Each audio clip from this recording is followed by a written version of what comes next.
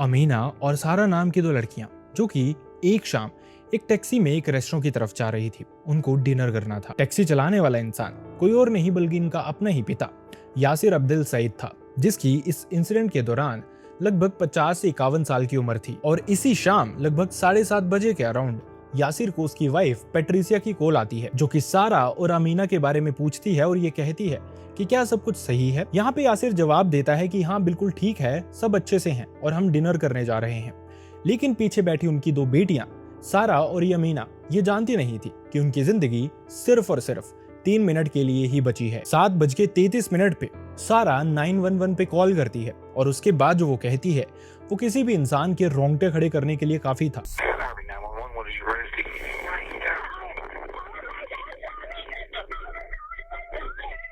What's going on, ma'am?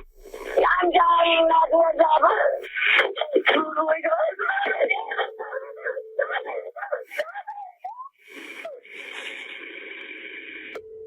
ये जो अभी आपने ऑडियो सुना, ये असल में सारा की रियल कॉल रिकॉर्डिंग थी, जो कि आगे एविडेंस के लिए भी इस्तेमाल होने वाली थी। और जो सच सामने आने वाला था वो अपने आप में एक बाप और बेटी के रिश्ते को तार तार करने वाला था। इस सारे इंसिडेंट की शुरुआत होती है इजिप्ट बोर्न एक इंसान यासिर सईद से, जो कि 1957 में जिसका जन्म हुआ था। इसके बाद 1983 में यासिर यूएस शिफ्ट हो जाता है और वहां पे एक कैब चलाना शुरू कर देता है। वक्त बीतने के साथ उसको एक लड़की पसंद आती है। लड़की का नाम पेट्रिसिया, लेकिन उसकी उम्र अभी शादी करने लायक थी नहीं। लेकिन दूसरी तरफ यासिर के अकॉर्डिंग उनके धर्म में ये सब कुछ चलता था उस समय। इसी के चलते वो पेट्रिसिया को कन्विंस करता है और उसके साथ शादी भी कर लेता है। और शादी के कुछ ही दिनों के अंदर इनके घर पे 3 बच्चे जन्म लेते हैं, जिनमें 2 लड़कियां और एक लड़का। लड़कियों के नाम अमीना सईद, सारा सईद और लड़के का नाम इस्लाम यासिर अब्दुल सईद। शुरुआत में जिंदगी ठीक ठाक ही चल रही थी। टेक्सास में रहते हुए एक नई फैमिली बननी शुरू ही हुई थी। लेकिन थोड़े साल और बीतते हैं। साल आता है 1998। ये समय आते आते यासिर का जो रियल कैरेक्टर था वो निकल के सामने आने लग पड़ता है और धीरे धीरे बेटियों को पता चलना शुरू होता है। उनकी माँ पेट्रिसिया को पता चलना शुरू होता है कि असल में यासिर के इंटेंशन उसकी बेटियों को लेके बिल्कुल भी सही नहीं है। और ये चीज कैसे सामने आती है, जब ये दोनों बेटियां थोड़ी सी समझदार होती हैं 1998 में। उनको समझ आता है कि जो उनके साथ हो रहा है वो गलत है। वो पुलिस में रिपोर्ट लिखवाते हैं अपने ही पिता के अगेंस्ट कि वो उनको बुरी बुरी जगहों पे टच करता है। अब यहाँ पे पुलिस की तरफ से एक्शन होने वाला था, लेकिन पेट्रिसिया के कहने पे दोनों बेटियां ये जो कंप्लेंट थी ये वापस ले लेती हैं। इनफैक्ट पेट्रिसिया खुद पुलिस स्टेशन जाती है। यहाँ ये केस तो वापस ले लिया गया था, लेकिन इसके पीछे का कारण और भी ज्यादा भयानक था। असल में यासिर ने पेट्रिसिया को धमकाया था कि अगर ये केस वापस नहीं लिया तो वो उसकी भी जान ले लेगा। इसके बाद यासिर थोड़े दिन पेशेंस रखता है, लेकिन वक्त बीतने के साथ साथ जैसे दोनों बेटियां बड़ी हो रही थी, नए नए शौक यासिर के दिमाग में आते रहते थे। वक्त बीतने के साथ यासिर को ये शौक चढ़ता है कि वो अपनी जिंदगी को शूट करना शुरू करे। और ज्यादातर शॉट्स जो वो लिया करता था वो अपनी बेटियों के लिया करता था। और किस तरह के शॉट्स थे ये क्लियरली बता रहा था कि उसका इंटेंशन क्या था, उसके दिमाग में किस तरह की चीजें चलती थी। जो अपनी बेटी को इस तरह की चीजें कहे कि तुम्हारे पैर बहुत सुंदर हैं, और जो जूम करके उनके शॉट्स लेता था, वो अपने आप में ही किसी भी इंसान को शर्मसार करके रखते हैं। लेकिन कुछ भी हो, दोनों बेटियां अभी तक यासिर के कंट्रोल में थी और ये चीज उसको कहीं ना कहीं सुख भी देती थी। अभी तक बेटियों पे उस तरह के अत्याचार शुरू हुए नहीं थे। लेकिन थोड़े वक्त के बाद जब बेटियां टीनेज में पहुंचती हैं, उस दौरान दोनों बेटियां रिलेशनशिप में आ जाती हैं। लेकिन दूसरी तरफ यासिर का यह मानना था कि उनकी कम्युनिटी में या फिर उनके धर्म में इस तरह की चीजें नहीं होती हैं।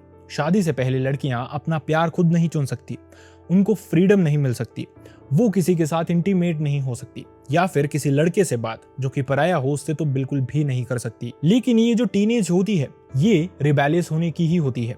सारा और अमीना दोनों को जो लड़के पसंद आए थे वो उनके साथ शादी करना चाहती थी, वो उनके साथ आगे बढ़ना चाहती थी, और पेट्रिसिया को इससे कोई भी प्रॉब्लम नहीं थी। लेकिन यहाँ पे यासिर का कंसर्न कुछ और भी था। जो उसकी बेटियां थी उनका असल में रिलेशनशिप जो था वो यासिर के धर्म के लोगों से नहीं था, बल्कि इन लोगों के नाम थे। जो अमीना का बॉयफ्रेंड था उसका नाम एडगर रुइज, और जो सारा का बॉयफ्रेंड उसका नाम एरिक एनामानो। और इसी के चलते वो अपनी बेटियों को धमकाना शुरू कर देता है, उनको परेशान करना शुरू कर देता है। मतलब कि बात यहाँ तक पहुंच गई थी कि इन दोनों बेटियों को डर था कि शायद वो उनको कॉलेज भी ना जाने दे। इनफैक्ट चीजें इतनी खराब हो जाती हैं कि सारा और अमीना को अपने घर के लोगों पे ही विश्वास नहीं रहता। इसी के चलते 21 दिसंबर 2007 के दिन अमीना अपनी फेवरेट टीचर को, जिस पे उसको बहुत ज्यादा भरोसा था, उनको एक मेल भेजती है। इस मेल में अमीना ने बहुत कुछ लिखा था, लेकिन जो मेन हाईलाइट थे वो मैं आपके सामने शेयर करता हूँ। अमीना ने अपने टीचर को ये लिखा था कि शायद अमीना और सारा जल्दी ही अपने घर से भाग जाएं, और दूसरी तरफ उसने लिखा था कि उसका जो पिता है वो जल्दी ही अमीना की शादी अरेंज करवाने वाला है। उसको ये भी डर है कि शायद उसका पिता उसको शादी किए बिना अब कॉलेज कंटिन्यू ना करने दे। और सबसे भयानक बात जो उसने लास्ट में लिखी थी, उसने लिखा था कि उसको ये भी डर है कि शायद उसका पिता इन दोनों को मार भी सकता है। इससे पहले टीचर कुछ कर पाए या फिर कोई आगे कंप्लेन कर पाए, कुछ और भी हो जाता है। सारा, अमीना और उनकी माँ पैट्रिसिया सारा और अमीना के बॉयफ्रेंड्स के साथ टेक्सास से चले जाते हैं। वो चले जाते हैं टोसा, ओक्लाहोमा में। और इस बात के बारे में यासिर को या फिर उसके बेटे इस्लाम यासिर को बिल्कुल भी नहीं बताया गया था। यहाँ तक ये बेटियां और माँ इतनी डरी हुई थी कि वहां पे जाने के बाद भी उन्होंने नए नए नाम रखे थे एक दूसरे के, ताकि यासिर वहां पे भी उन तक पहुंच ना पाए और उनका जीना खराब ना कर दे। ये सब कुछ जो हुआ था वो 24 से 25 दिसंबर के आसपास हुआ था। यासिर इसके बाद समझ गया था कि कोई भी चांस नहीं है कि वो अपनी बेटियों को या फिर अपनी पत्नी को इस तरह से डरा धमका के वापस बुला पाए, तो वो एक अलग रास्ता चुनता है। वो अपनी पत्नी पैट्रिसिया से बात करना शुरू करता है, उसको अपने झांसे में लेना शुरू करता है, प्यार से बात करना शुरू करता है। ये कहता है कि वो उनकी सारी शर्तें मान लेगा, लेकिन बेहतर होगा जल्दी से जल्दी वो वापस आ जाएं। हम मिलके बैठते हैं, बात करते हैं और सोल्यूशन निकालते हैं कि आखिरकार हो क्या सकता है। अब इस तरह के मोमेंट्स में जो फैमिली मेंबर्स होते हैं वो यही प्रेफर करते हैं कि सब कुछ खत्म करने से बेहतर है एक बार साथ में बैठा जाए, अगर सॉल्यूशन निकल जाए तो साथ में जिंदगी बिताई जा सकती है। पैट्रिसिया की भी शायद यहाँ पे यही गलती थी। 30 दिसंबर 2007 का ये दिन, जब पैट्रिसिया सारा और उसकी बेटी अमीना को कहती है कि वो दोनों उनके साथ वापस टेक्सास चले, ताकि ये फैमिली बैठ के बातें करे और सब कुछ सॉर्ट आउट करे। लेकिन अमीना नहीं चाहती थी अपने पिता के पास वापस जाना, क्योंकि उसको कुछ इंट्यूशंस आ रहे थे कि जो कुछ भी हो रहा है वो शायद एक षड्यंत्र है जो उनके अगेंस्ट रचा गया है। और इसी के चलते वो तोसा में ही रुकती है अपने बॉयफ्रेंड के साथ। दूसरी तरफ पैट्रिसिया और सारा वापस टेक्सास पहुंचती हैं ताकि वो यासिर से बात कर सके, सब कुछ सॉर्ट कर सके। अब जब यासिर देखता है कि उसकी एक बेटी अभी भी नहीं आई है, तो उसके बाद वो और भी मीठी मीठी बातें करना शुरू करता है, बहुत प्यार से उनको ट्रीट करता है, जिससे इन दोनों को ये नजर आना शुरू होता है कि शायद यासिर सच में सुधर गया है और सच में वो चाहता है कि उसकी बेटियों की जिंदगी बन जाए, वो अपनी जिंदगी अपने हिसाब से जिए। और यही झांसा वो पैट्रिसिया को भी देता है। पैट्रिसिया का अपने पति का ये हाल देख के दिल पिघल जाता है। वो अमीना को इंसिस्ट करती है कि वो वापस टेक्सास आए, वो बात करें और सब कुछ ठीक हो रहा है। उसको अपने पति की नजरों में प्यार दिखना शुरू हो गया था उनके लिए। इसके बाद अमीना को लगता है कि शायद सच में उसकी माँ बिल्कुल सही बोल रही है, उन्होंने अपने पति को सही ही जज किया होगा। इसी के चलते 1 जनवरी 2008 के दिन सुबह सुबह अमीना भी वापस टेक्सास पहुंचती है, अपनी फैमिली से मिलती है और बहुत कामली सच में बातें हो रही थी वहां पे। जिसके बाद वक्त बीतता जाता है, लगभग शाम हो जाती है इसी 1 जनवरी के दिन की। पैट्रिसिया की टेस्टिमनी के अकॉर्डिंग जो उनकी बेटी अमीना थी, वो शाम के समय कहती है कि उसको भूख लगी है। अब यहाँ पे यासिर इसी मौके का फायदा उठाने वाला था। वो अपनी दोनों बेटियों को कहता है कि चलो मैं तुम दोनों को डिनर पे लेके चलता हूँ, लेकिन वहीं दूसरी तरफ पैट्रिसिया को और इस्लाम को वो अपने साथ लेके जाने के लिए मना करता है। वो कहता है कि बहुत दिनों से उसने अपनी बेटियों से ढंग से बातचीत नहीं की, और दूसरी तरफ पैट्रिसिया को भी दिख रहा था कि शायद यासिर सुधर गया है। इसी की वजह से पैट्रिसिया भी रुक जाती है घर पे और उसकी दोनों बेटियां भी उसके साथ चलने के लिए मान जाती हैं। यूं तो यासिर अपनी बेटियों को किसी और रेस्टोरेंट पे लेके जाने वाला था, लेकिन यहाँ पे अचानक से उसका प्लान चेंज होता है और यहाँ से वो अपनी टैक्सी घुमाता है और एक होटल की तरफ लेके जाता है। ये होटल था Omni Mandalay hotel area, Irving in Texas. लेकिन जब वो इस तरफ जा रहे थे 7:30 हुए थे। इस दौरान अचानक से पैट्रिसिया कॉल करती है, क्योंकि कहीं ना कहीं माँ होती है। उसके दिमाग में कुछ डाउट्स चल रहे थे, हालांकि वो अपने आप को ही कन्विंस कर रही थी। इसी के चलते वो अपने पति को कॉल करती है, पूछती है कि क्या सब कुछ सही है, बेटियां ठीक ठाक हैं। तो इस दौरान यासिर उनको कहता है कि सब कुछ ठीक है और साथ ही वो अपनी बेटियों की आवाज भी उसको स्पीकर पे सुनाता है। माँ को तसल्ली मिलती है, ये फोन कट होता है और सब कुछ ठीक ठाक ही था। लेकिन इसके महज 3 मिनट के बाद ही अचानक से अमीना पुलिस को कॉल करती है 911 पे और वही बोलती है जो मैंने आपको शुरू में सुनाया। उसने कहा कि मेरे पिता ने मुझे गोली मार दी है और मैं शायद बच नहीं पाऊंगी, मुझे बचा लीजिए। 3 मिनट के अंदर अंदर ही ये सब कुछ हो गया था। सारा को 9 गोलियां मारी गई थी और वहीं दूसरी तरफ अमीना को 2 गोलियां मारी गई थी और दोनों की जान टैक्सी के अंदर ही जा चुकी थी। लेकिन टैक्सी चलाने वाला इंसान यासिर इस टैक्सी में नहीं था। 911 पे जैसे ही कॉल आया था उनको कोई पता नहीं था किसने कॉल किया था, लेकिन वो लोकेशन ट्रेस करना शुरू करते हैं। लोकेशन ट्रेस करते करते वो इस टैक्सी तक पहुंचते हैं, टैक्सी के ऑनर के बारे में जानते हैं। उसके बाद पता चलता है कि मरने वाली लड़कियां हैं कौन, और बस वहीं से तलाश शुरू हो जाती है यासिर की। लेकिन पुलिस यासिर को ढूंढ रही थी, यासिर का कोई अता पता ही नहीं लग रहा था। पुलिस को रिकवरी पे जो चीजें मिली थी वो सारी की सारी यासिर की तरफ ही इशारा कर रही थी। दूसरी तरफ जब ऑटोप्सी रिपोर्ट आती है तो पता चलता है कि सारा को बहुत क्लोज रेंज से गोली मारी गई थी। और इसके बाद ये केस हाथ में आता है FBI के।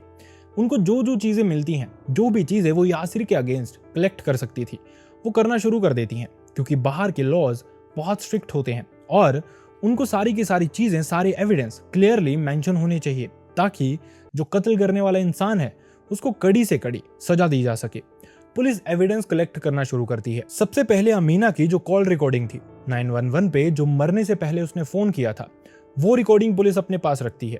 उसके बाद टीचर से बात की जाती है, फैमिली से बात की जाती है। टीचर को अमीना द्वारा सेंड किया हुआ वो मेल पुलिस वो भी रिकवर करती है, एविडेंस के तौर पे अपने पास रखती है।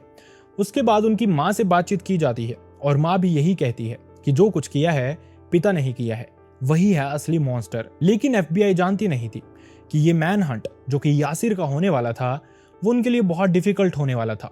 अगले 12 साल उनको सिर्फ परेशानियां ही मिलने वाली थी। लेकिन जिस तरह से यासिर पकड़ा जाता है, आप भी शॉक्ड रह जाएंगे इसके बारे में सुन के। वक्त बीतता जाता है, FBI अपनी तरफ से पूरी कोशिश कर रही थी, लेकिन उनको समझ ही नहीं आ रहा था कि आखिरकार यासिर है तो है कहां। बात यहां तक पहुंच जाती है कि 4 दिसंबर 2014 के दिन जो FBI थी वो यासिर का नाम जो टॉप 10 भगोड़े थे उनमें डाल देती है और पकड़ने वाले को $1 लाख का इनाम देती है। 2014 में $1 लाख बहुत बड़ी रकम थी, लेकिन फिर भी FBI के हाथ कुछ भी नहीं आ रहा था और वक्त बीतता जाता है। FBI अपनी तरफ से पूरी मेहनत करती रहती है, लेकिन फिर आता है 2020 का साल। FBI तक एक टिप पहुंचती है जो कि टेक्सास के ही जस्टिन की थी। वहां पे उनको एक घर पे डाउट था, उसके बारे में उनको पता चला था कि यासिर शायद इस घर में हो सकता है, लेकिन वो ये भी जानते थे कि एकदम से घर के अंदर जाएंगे तो शायद यासिर भाग जाए, या फिर अगर नहीं मिले तो बात और भी बिगड़ सकती है, क्योंकि यासिर और भी ज्यादा चौकन्ना हो जाएगा। इसी के चलते FBI के लोग जस्टिन नाम की इस जगह पे, इस घर पे नजर रखना शुरू कर देते हैं। इस घर के आसपास रहते हैं बिना किसी की नजरों में आए। वो नोटिस करना शुरू करते हैं कि यहाँ पे यासिर का जो बेटा था इस्लाम यासिर, वो बहुत ज्यादा विजिट करता था, ग्रोसरीज लेके आता था और इस घर में छोड़ के चला जाता था। इसके अलावा जो यासिर का भाई था यासिन, वो भी इस घर पे ओकेजनली आया करता था। यहाँ तक उनको बहुत स्ट्रॉन्ग इंट्यूशंस आने शुरू हो गए थे कि जो उनको टिप मिली है असल में वही एक सच्चाई है, यासिर उनको इसी घर के अंदर मिलेगा। लेकिन अभी वो कुछ और भी प्रूफ चाहते थे, क्योंकि उनको सर्च वारंट चाहिए था। बिना किसी सॉलिड प्रूफ के वो सर्च वारंट के लिए अप्लाई नहीं कर सकते थे। और इसी के चलते इस घर से जो कूड़ा आता था, कचरा आता था, FBI के लोग इस कचरे को भी इकट्ठा करना शुरू कर देते हैं ताकि इससे DNA लिए जा सके, और ये जो DNA है वो मैच किए जा सके सारा के DNA से या फिर अमीना के DNA से, जो कि उन्होंने स्टोर करके रखे थे। इसके बाद वक्त बीतने के साथ ये सारी चीजें FBI के लिए अलाइन होनी शुरू हो जाती हैं, DNA भी मैच होना शुरू हो जाता है और इसके बाद वो सर्च वारंट के लिए अप्लाई करते हैं। थोड़े ही समय में सर्च वारंट भी उनको मिल जाता है और इसके बाद बिना देरी किए FBI की ये टीम जस्टिन नाम की इस जगह पे इस घर के अंदर दाखिल होती है। और जो उनको लगता था वो असल में एक सच्चाई थी, यासिर सच में इसी घर के अंदर था। FBI उसको बिना देरी किए अरेस्ट करती है, स्टेशन लेके जाती है और वहां पे उसको जेल में रखा जाता है और इसके बाद उसका ट्रायल भी शुरू कर दिया जाता है। ट्रायल में FBI ने बहुत इंपॉर्टेंट चीजें अपने पास रखी हुई थी, जिसके चलते यासिर को कड़ी से कड़ी सजा दी जा सके। ट्रायल के दौरान जो यासिर था वो मना कर देता है कि वो गिल्टी नहीं है, उसने ये सब कुछ नहीं किया। लेकिन यहीं पे FBI ने जो एविडेंस स्टोर किए हुए थे वो कोर्ट के आगे रखती है, जो कि बहुत ही ज्यादा इंपॉर्टेंट थे। सबसे पहले 911 वाली वो कॉल जो कि लास्ट में अमीना ने की थी। उसके बाद पैट्रिसिया की टेस्टिमनी, जिसमें वो सब कुछ एक्सप्लेन करती है कि किस तरह से उनका पिता उनको बहुत परेशान करता था। अब इसके बाद जो टीचर के पास मेल था वो भी कोर्ट में दिखाया जाता है। क्राइम सीन पे जो भी एविडेंस FBI को मिले थे वो भी कोर्ट के आगे रखे जाते हैं।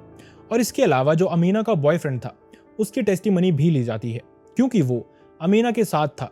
अमीना ने जाते जाते उसको ऐसी बात कही थी जिसने एडगर यानी कि अमीना के बॉयफ्रेंड को रोने पे मजबूर कर दिया। इस टेस्टिमनी के दौरान उसने बताया अमीना ने उसको जाते जाते कहा था कि तुम मुझे प्रोटेक्ट नहीं कर पाए, हो सकता है तुम मुझे आखिरी बार ही देख रहे हो, इसके बाद हम कभी भी ना मिले। कहाँ ही होता है इस तरह का कोई इंसान जो किसी पार्टनर से दूर जा रहा हो और उसको पता हो कि ये लास्ट मीटिंग है, प्रोबेबली वो इसके बाद जिंदा बचेगा ही नहीं। अमीना के साथ कुछ इसी तरह का हुआ था। दूसरी तरफ यासिर अपने डिफेंस में कुछ चीजें पेश करता है, कुछ बातें कहता है। वो कोर्ट में कहता है कि असल में जब वो टैक्सी में अपनी बेटियों को लेकर जा रहा था तो अचानक से उसको महसूस हुआ कि उसकी जो टैक्सी है उसके पीछे 2 और टैक्सी हैं जो कि उसका पीछा कर रही हैं। जब उसको डाउट होना शुरू होता है तो उसने बताया कि असल में उसने इस जगह पे टैक्सी रोकी जहां पे दोनों बेटियों का कत्ल हुआ था और वहां से वो भाग गया। इसके बाद क्या हुआ उसको कुछ पता नहीं। जब उससे पूछा गया कि तुम किस तरह के बाप हो, अपनी बेटियों को मुसीबत में छोड़ के भाग गए, तो उसने कहा कि असल में उसको ये लग रहा था कि जो लोग उनका पीछा कर रहे हैं वो यासिर के लिए उनका पीछा कर रहे हैं और उसकी बेटियों को उनसे कोई भी डर नहीं है। लेकिन इस तरह का कहाँ ही होता है। कौन बाप जो जेन्युइनली अपनी बेटियों से प्यार करता है वो उनको इस तरह के खतरे में छोड़ के भागेगा। और अमीना की वो कॉल जो उसने 911 पे की थी उसके पास कोई भी जस्टिफिकेशन नहीं थी। इसके बाद कोर्ट ने यासिर को गिल्टी पाया और उसको लाइफ टाइम इम्प्रिजनमेंट दी बिना किसी पैरोल के। और दूसरी तरफ जो उसका बेटा था उसको भी थोड़े ही टाइम में अरेस्ट कर लिया गया, जिसका नाम इस्लाम यासिर। उसको भी इस केस में गिल्टी पाया गया एक क्रिमिनल की हेल्प करने के लिए। 10 साल की सजा उसको भी सुनाई गई और उसका जो अंकल था यासीन उसको भी 12 साल की सजा सुनाई गई। इस तरह के केसेस को सुनना अपने आप में कितना अनफॉर्चुनेट है। सारा और अमीना अगर आज जिंदा होती तो वो हैप्पीली मैरिड होती, शायद उनकी भी बेटियां होती और वो अपनी बेटियों को फ्रीडम से जीने दे रही होती। यासिर की तरह के लोग ही रियल मॉन्स्टर्स हैं जो कि अपने ही बच्चों की खुशी नहीं देख सकते। और अगर बच्चे अपनी खुशी से कुछ करना चाहते हैं तो उनको बच्चों की जिंदगी खत्म करना ज्यादा आसान लगता है। खैर, आई रियली होप आप सब अपना ध्यान रख रहे होंगे। See you next time in the next video. Bye bye.